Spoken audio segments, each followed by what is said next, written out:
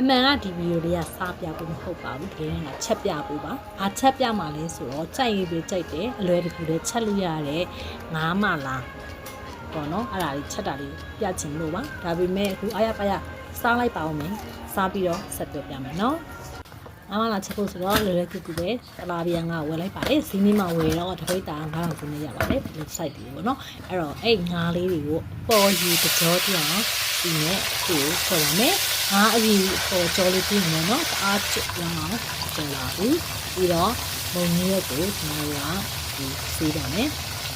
ကြောတင်ရင်ငါလေးကိုဆက်ထုတ်လိုက်ပါဒါကတော့ဒီမုံကြီးရက်လေးပါထိုင်မုံကြီးအဖူးမဟုတ်နော်ဒါနဲ့ဗမာလိုဘယ်လိုနာမည်ခေါ်လဲတော့မသိဘူးဒီမှာတော့ဒီကောင်လေးခြိုက်စင်းလို့ခေါ်တယ်ပေါ့နော်အရန်လို့ရောဆာလို့ကောင်းတယ်ဒီကောင်ကမိုးရသည်မှာပဲရပါတယ်ကဲငါလေးကိုဒါအကျော်တင်းုံလေးကြော်ထားတာလေးပါ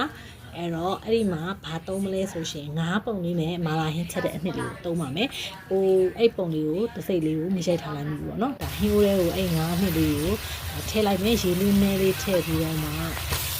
နှစ်လေးကြာပြီဆိုရှင်ဒီငွေရွက်တွေကိုပြစ်ထည့်လိုက်ပါတယ်အဲ့လိုဆိုငါးချက်ပြီးသားမျိုးပေါ့နော်ငွေရွက်လေးကိုပြစ်ထည့်ပြီးတော့ဆာမှာဆိုရှင်နော်ငွေရွက်လေးကိုလည်းမနှမ်းချင်တာဘေးလေးနည်းနည်းထည့်ပြီးတော့အဲ့အရှိဆက်လေးနဲ့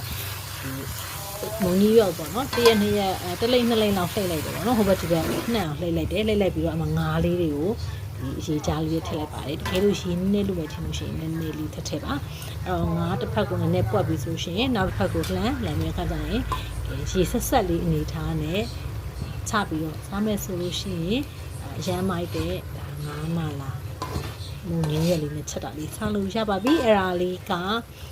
အမြဲတမ်းကြိုက်လို့ခဏခဏချက်စားပြတယ်ပေါ့နော်တခါမှ sharing မလုပ်ဘူးအဲ့တော့ဒီတစ်ခါတော့ share လုပ်ပြီးပါပြီကဲဟင်းပွဲတွေပြင်ဖို့အတွက်ဆိုရင်ငါးနှစ်ကောင်အရင်ဆက်တင်ပြီးတော့မုံကြီးရွက်လေးတွေဘေးကနေပြီးတော့မှလှပအောင်ထည့်ပြီးလို့ရှိရင်တော့ရေးလေးဆက်ဆက်နဲ့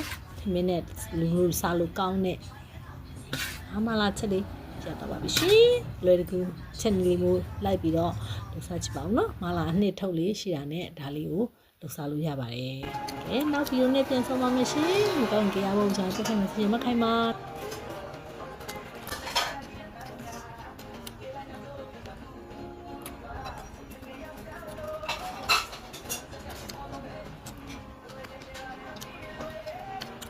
ဒီနေ့တောင်ကြီးညသေးတဲ့ဘက်ကိုရှောက်ရင်ဒီကြောက်ပွင့်အမဲလေးတွေ့လို့ပေါ့နော်တင်မောသေးရလည်းအဲ့လိုချက်ထားတာတွေတွေ့လို့အတုတ်တွေကိုကြောက်ပွင့်နဲ့တင်မောသေးနဲ့ရောတုတ်ပေးမလားလို့ပြီးတော့စားလို့မကောင်းဘူးတဲ့ကြိုက်မှာမဟုတ်ဘူးလို့ပြောပါနော်အဲ့နဲ့ဈေးတဲ့ကိုမရမကကျမတို့ကလို့ကြိုက်တယ်လို့တုတ်ပေးကြည့်ပါလို့ဆိုပြီးတော့